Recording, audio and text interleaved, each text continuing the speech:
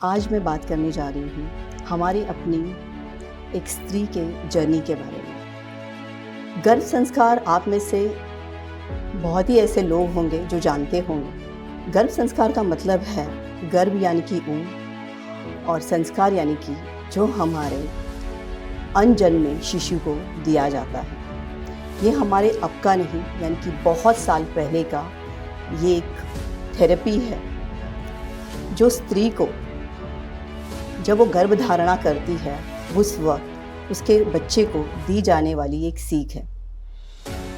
ये ऐसी सीख है जिसका हमारे पुराणों में भी बहुत अच्छे से उल्लेख किया गया है, जिसका जीता जागता उदाहरण जो है वो अभिमन्यु है, शिवाजी है।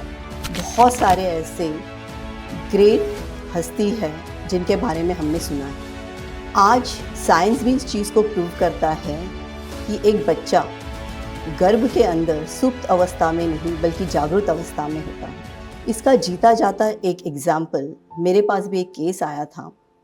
एक औरत अपने 6 महीने के बच्चे को लेके आई थी जिसका ये कंप्लेंट था कि वो बच्चा उसे पूरी तरीके से रिजेक्ट कर रहा है। यानी कि जब माँ उस बच्चे को हाथ भी लगाती थी तो बच्चा ज़ोर ज़ोर से चीखता था, इतना तक कि उसने माँ के दूध तक को रिजेक्ट कर दिया था। यानी कि अगर वो पीता या तो उसे डायरिया हो जाता या वॉमिट हो जाता। बहुत सारे डॉक्टर्स को कंसल्ट किए, तब पता चला कि डॉक्टर्स ने कहा कि आपके शायद डाइट ठीक नहीं होगा, इसके लिए बच्चे को कॉलिक प्रॉब्लम्स हो रहे हैं। लेकिन बच्चे का माँ की तरफ का जो एक चिड़चिड़ापन बोल सकते हैं या एक रिजेक्टिंग बोल सकते हैं, माँ को बर्दाश्त नहीं हो रहा था।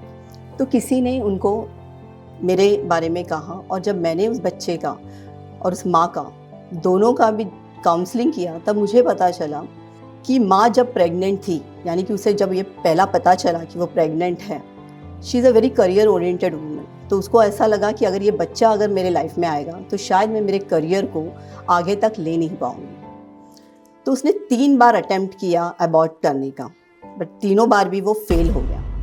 उसके बाद में उसके दिमाग में हर वक्त एक चीज़ आती थी कि अगर ये बच्चा आ गया तो क्या होगा। यही जर्नी उसकी 9 मंथ तक चली। 9 मंथ के बाद जब बच्चा हुआ और उस बच्चे का जब उसने चेहरा देखा तो उसको ऐसा लगा कि ये पूरी दुनिया है मेरी, इसके अलावा और कुछ भी नहीं है, करियर भी मायने नहीं रखता। लेकिन जैसे उस बच्चे को उसने अपनाना चाहा, उस बच्चे ने उसको रिजेक्ट करना शुरू किया। और इस चीज़ को जब मैंने समझा तो 90 डेज़ का उनको मैंने कहा कि हम एक थेरेपी करते हैं, जिसके अंदर मैंने उनको EFT दिया। Even though I reject this child, still have to feel love and care. ये EFT एंड बहुत सारे ऐसे थेरेपीज़ हमने किए तो पता चला कि 9 डेज़ में उस बच्चे के अंदर वो सारे रिजल्ट्स दिखने लगे।